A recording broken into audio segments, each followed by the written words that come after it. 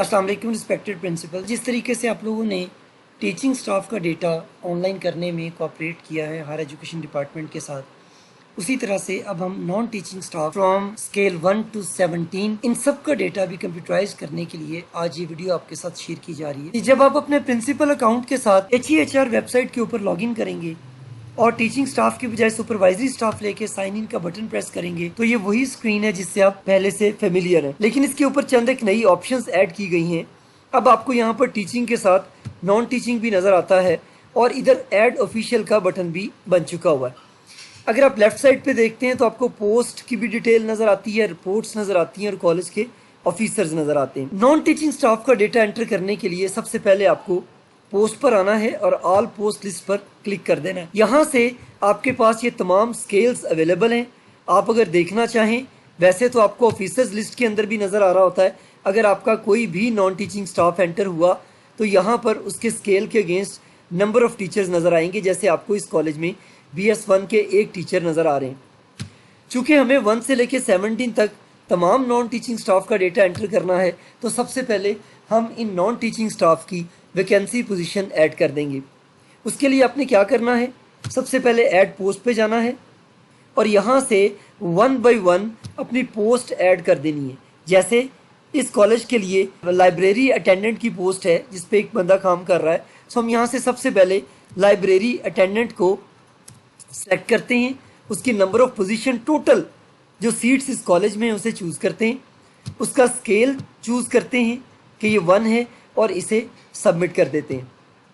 इसी तरह अगर हमारे पास इस कॉलेज में माली की भी सीट्स मौजूद हों BPS 1 की, तो उसकी भी हम ऐड करते हैं। ऐड पोस्ट में जाकर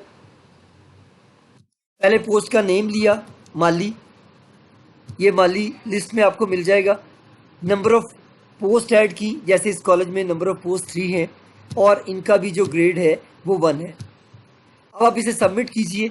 अब आप जितनी भी ये वैकेंसी पोजीशन ऐड करते चले जा रहे हैं, आप उनको इस ग्रेड वाइज जाके देख भी सकते हैं। जैसे अगर मैं ये देखना चाहूँ कि ग्रेड 1 में मेरी वैकेंसी पोजीशन क्या है, आप इसे सिलेक्ट करके प्रेस कीजिए सर्च, तो यहाँ पे आपके पास ये आ जाएगा कि इसमें ग्रेड 1 के जो ग्राउंड्समैन हैं उनकी 2 पोजीशंस हैं और दोनों वेकेंट हैं।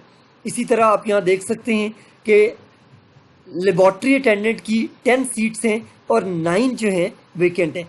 अगर यहाँ पर कोई प्रॉब्लम आपको फील होता है तो आप उसे एडिट करके दोबारा से चेंज भी कर सकते हैं। अगर आप गलत पोस्ट ऐड कर लेते हैं तो वो पोस्ट यहाँ से रिमूव भी हो सकती है। सबसे पहले आपने इस तरह से वैकेंसी पोजीशन डाल देनी है। अब फ़र्ज़ करें कि मेरे पास कोई ऐसे भी लोग मौजूद हैं जो ग्रेड 1 के अलावा हैं। जैसे हम ये देखते हैं कि सीनियर लेक्चर असिस्टेंट हमारे पास BPS 10 के होते हैं, तो हम यहाँ से फिर से पोस्ट ऐड करेंगे। ये मैं जिस कॉलेज को लेके चल रहा हूँ उसके अंदर सीनियर लेक्चरर असिस्टेंट इनकी पोजीशंस इनके पास मौजूद हैं 3। वर्किंग की तरफ नहीं जा रहे, सिर्फ वेकेंट पोजीशंस को देख रहे हैं। और ये भी हमने इसके अंदर डालना है कि हमारे पास ये जो सीनियर लेक्चरर असिस्टेंट की पोस्ट है वो BPS 10 की है। अगर आपके पास सेम पोस्ट मुख्तलिफ स्केल्स में मौजूद है, जैसे ड्राइवर ग्रेड 4 का भी है, ग्रेड 5 का भी है, तो उसे भी आप ऐड कर सकते हैं। इस तरह करके आपने अपनी तमाम वैकेंसी पोजीशन ऐड कर देनी है। अब नेक्स्ट स्टेप में हम आपके ऑफिशियल्स को ऐड करेंगे। उसके लिए उसी तरह से आप कॉलेज ऑफिसर्स पे चले जाएं। जो पोस्ट्स आप लोग ऐड कर चुके हैं उनके लिए अब हम ऑफिशियल ऐड करेंगे। देखिए, ये जो सबसे पहले बैच नंबर है ये एक्चुअली उसका सिलेक्शन बैच है। अब मैं यहाँ पर एक पर्सन डालना चाह रहा हूँ जो कि हमारे पास BPS 10 में मौजूद हैं। सीनियर अटेंडेंट की जो पोस्ट अभी अभी हम लोगों ने ऐड की थी, अगर मैं इस पोस्ट को भूल भी जाऊँ तो मैं यहाँ से जाके भी देख सकता हूँ। वैसे आप लोगों ने हमें वो तमाम का तमाम डाटा दिया हुआ है, वो आपके पास भी होगा। हम पोस्ट में जाके देख सकते हैं कि ये सीनियर लेक्चर असिस्टेंट की पोस्ट है जिसके अंदर 3 पोजीशंस हैं और तीनों की तीनों वेकेंट है। अब हम एक ऑफिशियल को इस पोस्ट के ऊपर ऐड करते हैं। सो आप ऐड ऑफिशियल पर आएंगे। ऐड ऑफिशियल में ये उसका सिलेक्शन ईयर है, ये बैच नंबर है, ये एक्चुअली सिलेक्शन ईयर है। अगर वो 2010 में सिलेक्ट हुआ है, 1997 में सिलेक्ट हुआ है, वो लीजिए, प्रीफिक्स लीजिए, नाम लीजिए, ये तमाम फील्ड्स को फिल कर दीजिए। इसके अंदर जिनके साथ रेड आ रहा है ये मैंडेटरी हैं और इसके अलावा भी कुछ फील्ड्स आपके पास मैंडेटरी होंगे, जैसे date of first entry into government service है। सीनियरिटी पोजीशन अगर तो है उसकी उस बैच में तो लिख दें, वरना 0 लिख दीजिए।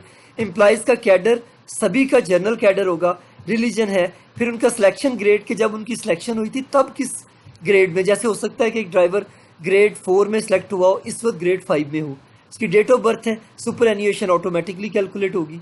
ये तमाम चीज़ें फिल करने के बाद ये उसकी करंट पोस्ट देखें, यहाँ पे वो तमाम पोस्ट जो आपने ऐड की हैं वो आ रही होंगी। तो यहाँ पर हम ले सकते हैं सीनियर लेक्चरर असिस्टेंट, इस पर हम क्लिक करेंगे तो ये आपके पास इसका ऑटोमेटिकली जो स्केल है वो आ जाएगा। अगर आपने मल्टीपल स्केल्स में ऐड की होंगी तो यहाँ पर आपके पास मल्टीपल ग्रेड्स अवेलेबल होंगे। ये तमाम चीज़ें ऐड करने के बाद जस्ट सेव कर दीजिए। जब आप सेव करेंगे तो उसका डेटा इन ऑफिशियल्स की लिस्ट के अंदर आपको शो होना शुरू हो जाएगा नॉन टीचिंग स्टाफ के अंदर। जैसे ये इसमें हमने एक पर्सन ऐड किया था BS1 का, ये उसकी डिटेल हमारे सामने आ गई है। यहाँ पे हम क्लिक करते हैं तो इस के नाम की ये तमाम चीज़ें भी हम देख सकते हैं।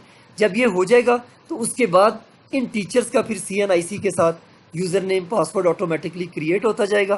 फिर ये जितने भी स्टाफ मेंबर्स आपके होंगे नॉन टीचिंग स्टाफ के, ये अपना इमेज भी अपलोड करेंगे और ये अपने बाकी डॉक्यूमेंट्स भी जैसे टीचिंग स्टाफ करता है, इनमें से जो जो चीज़ इन पर इम्प्लीमेंट होती होगी वो ये कर लेंगे। अगर इस पूरे प्रोसेस में आपको कोई प्रॉब्लम फेस होता है तो आप हमारे हेल्पलाइन नंबर 04299212260 पे कॉल कीजिए, या हमारा जो ऑफिशियल व्हाट्सएप नंबर आप लोगों के साथ शेयर हुआ हुआ है उस नंबर के ऊपर हमें व्हाट्सएप कीजिए ताकि हम आपको गाइड कर सकें। Thank you.